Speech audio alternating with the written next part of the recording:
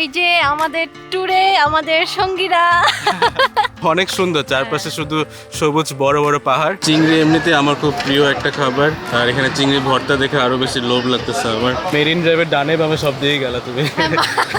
মাত্র পাহাড় থেকে আসলাম, এখন সমুদ্র। মানে আজকের দিনটা অনেক সুন্দর ছিল। এখন আমরা ছোট একটা রুম পেয়েছি, এটার রিভিউটা আপনাদের সাথে শেয়ার করি। 100 টাকার মাসালা চা, আমি কখন 100 টাকার চা খাইনি কোথাও। হ্যালো এভরিওয়ান, আসসালামু আলাইকুম। আমি সিলভিয়া আর আমার সাথে আছে আমি সাদমান। কি অবস্থা সবার, সবাই কেমন আছেন? আজকে আমরা এই মুহূর্তে আছি কক্সবাজার। আজকে আমরা কক্সবাজারে সারাদিন ঘুরে বেড়াবো।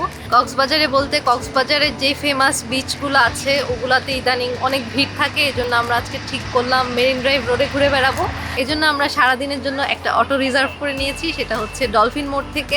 সারাদিনের জন্য অটো রিজার্ভ করে নিলে ভাড়া পড়তে পারে 1000 থেকে 1200 টাকার মতো। আর আপনারা যদি বড় গ্রুপ করে আসেন তাহলে এখানে অনেক রকম জিপও পাওয়া যায়, সেগুলো ভাড়া করেও মেরিন ড্রাইভ রোডে ঘুরে বেড়ানো যায়। মেরিন ড্রাইভ রোডটা আমার এমনিতেই অনেক পছন্দ, কারণ যেতে যেতে একদিকে সমুদ্র একদিকে পাহাড়। আমার কাছে মনে হয় যে এটা সবচেয়ে সুন্দর রোড। আই উইশ আমার ঘর বাড়ি এই মেরিন ড্রাইভ রোডের দিকে হইতো, আমি আসা যাওয়া করতাম, ডেইলি দেখতাম।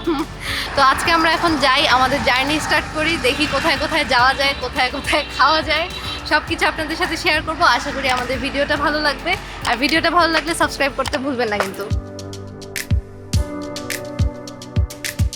তো আমরা চলে আসছি একটা রেস্টুরেন্টে। এই রেস্টুরেন্টের নাম হচ্ছে সানড্যান্সার ক্যাফে। এই রেস্টুরেন্টটা মেইন ড্রাইভে যাওয়ার সময় চোখে পড়লো, আর যেহেতু আমরা লাঞ্চ করিনি তাই এখানে বসে পড়লাম। এই রেস্টুরেন্টের ইন্টেরিয়র যেরকম সুন্দর, সেরকম বাইরে গাছপালা দিয়ে ভরপুর সবুজ ছিমছাম একটা পরিবেশ। তো আমরা এখন এখানে বসলাম, একটু পর খাবার অর্ডার করব। তো এটা হচ্ছে এখানকার মেনু। এখানে নুডলস, পাস্তা, পিৎজা সবই পাওয়া যায়। আর এখানে কতগুলো থালি আছে সেট মেনু টাইপ। আমরা এখান থেকে অর্ডার দিলাম সি ফুড থালি, এটা 395 টাকা। এখানে সি ফুড বলতে থাকবে কোরাল আর লইট্টার ফ্রাই। এছাড়া বিরিয়ানি আছে, প্লাস ফ্রেশ সি ফুডও পাওয়া যায়। তো আমাদের খাবার চলে আসছে, এই যে আমাদের থালি। এটা হচ্ছে সি ফুড থালি।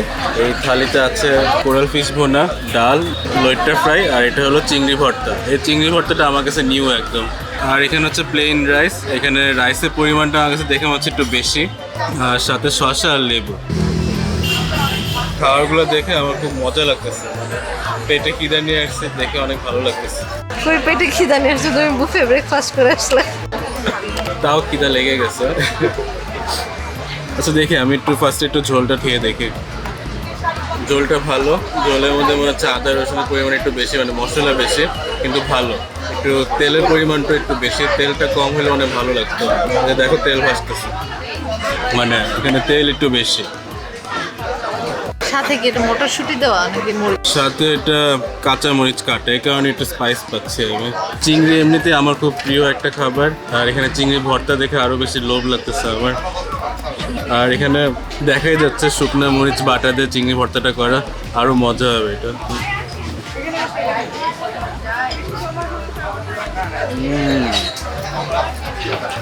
অনেক ভালো ভর্তাটা, এমন না যে মিহি ভর্তা, ভর্তার মধ্যে চিংড়ি মাছের দানা দানাও পাচ্ছি। তো চিংড়িগুলো মুখে পড়াতে ভালো লাগতেছে।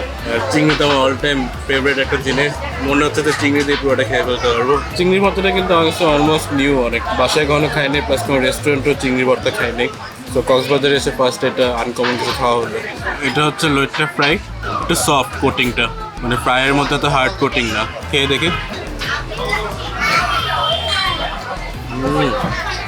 অনেক ভালো, ভিতরটা অনেক সফট, খুব সুন্দর ফ্রাই হয়েছে। ও অনেক নরম, আসলে খুবই টেস্টি এটা। অনেক টেস্টি এটা, ডালটা ঘন ডাল। তো এবার আমি কোরাল ভুনাটা খেয়ে দেখি। এই কোরালটা অনেক সফট, মনে হচ্ছে তারা না ভেজে এটা ডিরেক্ট সিদ্ধ করে রান্না করছে। আমার কাছে মনে হচ্ছে যে কোরালটা আর একটু ভালো হতে পারতো, কারণ কোরালের একটু তেলটা একটু বেশি, প্লাস ভুনার যে ঝোলটা এটা আমার কাছে একটু মানে তেমন ভালো লাগতেছে না। স্পাইসি কম, স্পাইসি না, মানে আমার কাছে মনে হচ্ছে কোনো একটা জিনিস বেশি, হয় রসুন বা আদা। মশলার টেস্টটা বেশি আসতেছে। হ্যাঁ, মশলার টেস্টটা বেশি আসছে মাছের থেকে। কোরালটা ভালো, খারাপ না কিন্তু, বাট আর একটু বেশি এক্সপেক্ট করছিলাম টেস্টটা। বাট আমার কাছে চিংড়ি ভর্তা আর লইট্টা ফ্রাইটা বেশি ভালো লাগতেছে।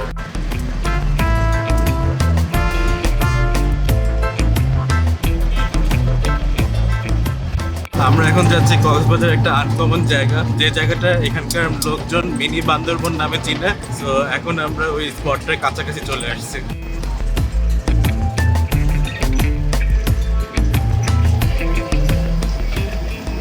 তো আমরা এখন চলে আসছি কক্সবাজার একটা সুন্দর জায়গায়। এই জায়গাটাকে এখানকার মানুষজন মিনি বান্দরবন নামে চিনে। আর এই জায়গাটা অনেক সুন্দর জায়গা, দেখো অনেক সুন্দর, চারপাশে শুধু সবুজ বড় বড় পাহাড়। আর এই জায়গাটার লোকেশন হচ্ছে মেইনলি ইনানি যাওয়ার যে ব্রিজটা আছে, ওই ব্রিজটার আগে ঠিক বামে একটা রাস্তা আছে, এই রাস্তা দিয়ে চলে আসলেই 5 মিনিট পর স্পটটা পেয়ে যাবেন। রাস্তাটা উঁচু, একটু পাহাড়টাই। আমাদের অটো মামা বললো যে রাস্তাটা আমাদের নিয়ে উঠতে পারবে না, সো আমরা নেমে একটু হেঁটে যাচ্ছি, সামনে অটো দাঁড়ায় আছে আমাদের। রাস্তাটা দিয়ে উঠতেছি আর মনে হচ্ছে পাহাড় উঠতেছি। পাহাড়ই তো আসলে, দেখো হ্যাঁ পাহাড়, পাহাড় কেটে রাস্তা বানানো। কাশফুলের সিজন হচ্ছে কিছুদিন আগে শেষ হয়েছে, তাও এখানে কিছু কাশফুল দেখা যাচ্ছে, দেখো। হ্যাঁ এই যে পিছনে অনেক কাশফুল। কাশফুলের সিজনে আসলে হয়তো আরো সুন্দর লাগতো জায়গাটা, হ্যাঁ। বাট আমার পিছনে ব্যাকগ্রাউন্ডে দেখো খালি পাহাড় আর পাহাড়। ওয়াও, এত পুরুষি। হ্যাঁ অনেক সুন্দর, অনেক অনেক সুন্দর। আমরা প্রথম আসলাম এই জায়গায়। কক্সবাজার তো আগে অনেকবারই আসছি, বাট আমরা প্রথম আর কি, এই জায়গায় আসা আমাদের হয়নি। জন্য প্রথম। ভালো লাগতেছে, সুন্দর। তুমি কি এখানে ছবি তুলতে থাকবা? সামনে তো আরো স্পট আছে, চলো সামনে যাই। আমার অনেক ভালো লাগতেছে। বুঝছি, বা সামনে চলো দেখি সামনে কি। কক্সবাজার আসছি সমুদ্র দেখতে, বাট এসে আমরা ফ্রি পেয়ে গেলাম পাহাড়ও। হ্যাঁ একসাথে দুইটা।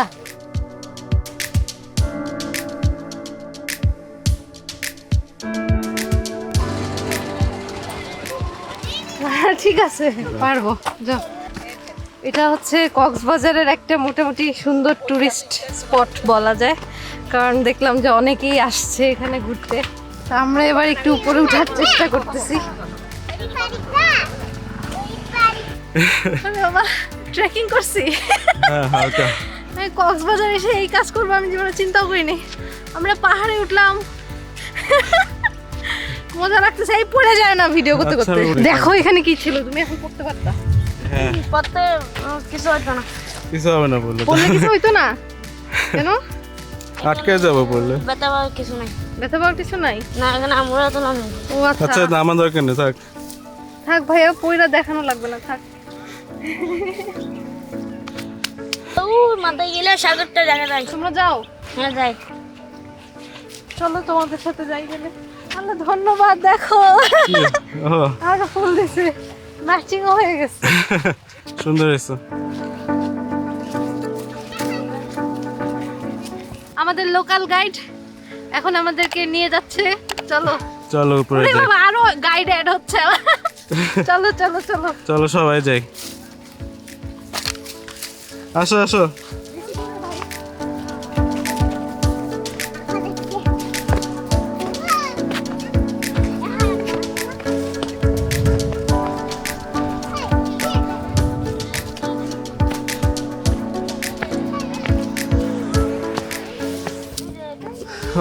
ওই যে সাগর অনেক দূরে চকচক করতেছে।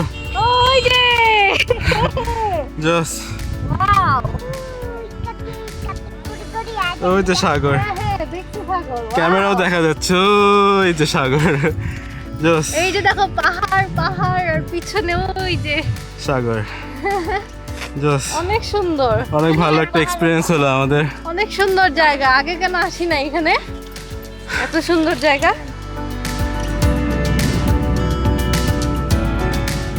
পানের চাষ। হ্যাঁ পাহাড় চাষ করছে। আর তোমাদের বাসা কই? আমাদের বাসায় ওখানে ওই সাদা টিনের চালগুলা? ও আচ্ছা। পাহাড়ে মানুষ এসে না, হ্যাঁ হ্যাঁ এখানে আমাদের বাসা। ওখানে।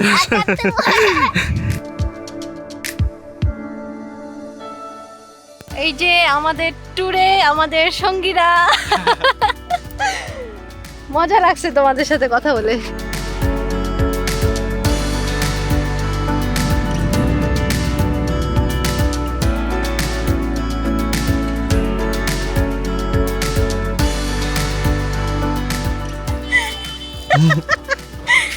ওরা আমাকে বুদ্ধি দিছে স্যান্ডেল খুলে নামতে, তাহলে নাকি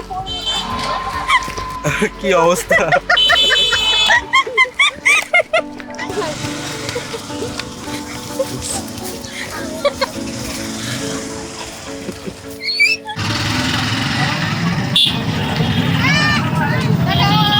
তো আমরা এখন রওনা দিলাম আমাদের নেক্সট স্পটের উদ্দেশ্যে, জানি না কোথায় যেতে থাকি।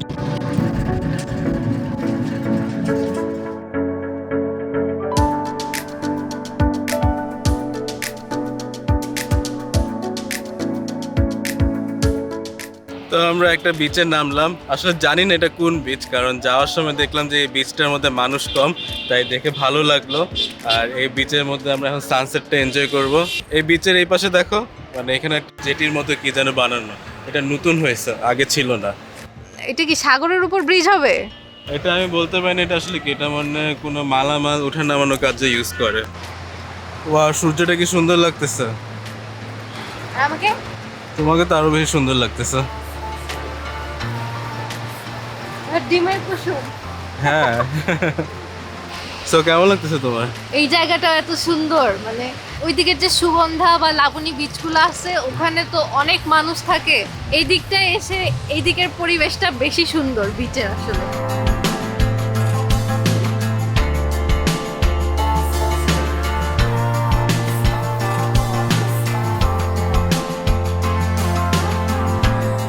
মনে হচ্ছে আমরা একা একা সানসেট দেখতেছি, এরকম মাত্র পাহাড় দেখে আসলাম, এখন সমুদ্র, সমুদ্রে সূর্য, মানে মেরিন ড্রাইভের ডানে বামে সব দিকে গেল তুমি। মাত্র পাহাড় দেখে আসলাম, এখন সমুদ্র, মানে আজকের দিনটা অনেক সুন্দর ছিল।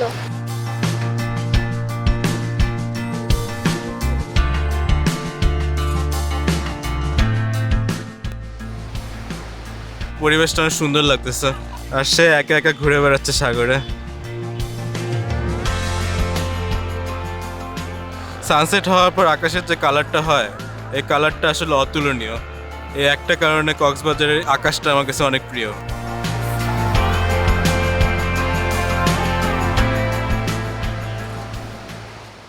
আমরা এখন চলে আসছি একটা রেস্টুরেন্টে, হচ্ছে আমরা যে বিচে নামছিলাম ওই বিচের অপোজিটে এখানে একটা সুন্দর রেস্টুরেন্ট আছে, এটার নাম হচ্ছে পালঙ্কি রেস্টুরেন্ট। এটা আমরা এদিক দিয়ে আসা যাওয়ার সময় আরো অনেকবারই দেখেছি, বাট আসা হয় নাই। হ্যাঁ, কখনো আমাদের নামা হয় না আসলে এখানে। সবসময় দেখি যাওয়া আসার সময় যে লাইটিং হয়ে থাকে, সুন্দর একটা জায়গা। তো আজকে এখানে আসলাম, খুব বেশি খিদা নাই, এজন্য দেখি হালকা কিছু কি খাওয়া যায়। এটা হচ্ছে এখানকার মেনু, এক একটা নাম খুবই মজার। আমরা এখান থেকে অর্ডার করলাম হচ্ছে মিস রেশমি কাবাব, প্রাইস হচ্ছে 260 টাকা, আর বাটার নান পার পিস 65 টাকা করে। আচ্ছা, তুমি নিজে মিস দেখে মিস রেশমি অর্ডার করলা? ছেলেদের জন্য কি মিস্টার রেশমি আছে? আমি ওইখানে গিয়ে দেখে আসছি কাবাবগুলা দেখে, ওর রেশমি কাবাবটা আমার কাছে ভালো লাগলো দেখতে।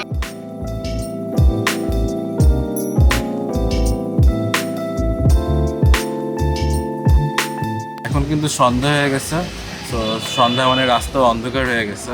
আর এই জায়গায় আমরা খেয়াল করলাম যে এই জায়গায় অটো বা সিএনজি রিজার্ভ না নেন তাহলে কিন্তু ব্যাক করার সময় আপনাদের পেতে অনেক কষ্ট হবে। সো চেষ্টা করবেন কক্সবাজার থেকে এদিকটায় আসলে অটো বা সিএনজি রিজার্ভ করে আসতে। এছাড়াও এই রেস্টুরেন্টে বাইরে বসার জায়গা ছাড়াও ভিতরে খুব সুন্দর বসার জায়গা আছে, আর ভিতরের জায়গাটা অনেক বড়।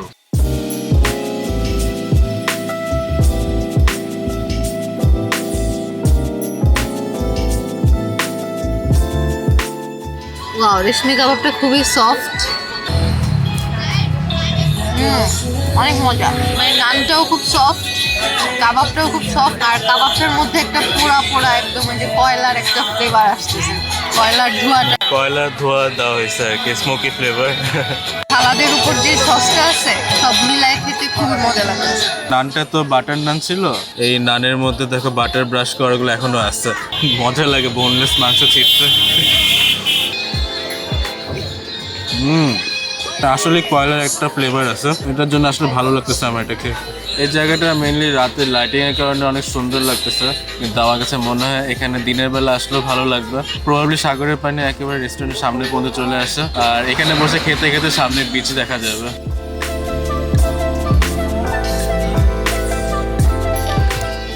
100 টাকার মাসালা চা, আমি কখনো 100 টাকার চা খাইনি কোথাও।